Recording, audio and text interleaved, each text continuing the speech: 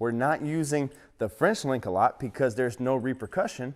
In our line of work, which is colt starting and problem horses, we're getting horses out of binds. They're spooked to this, or they're bucking for that, or they're doing, and we're showing them how not to.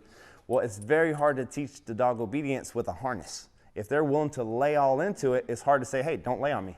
You know, the harness is for pulling. It's not for obedience.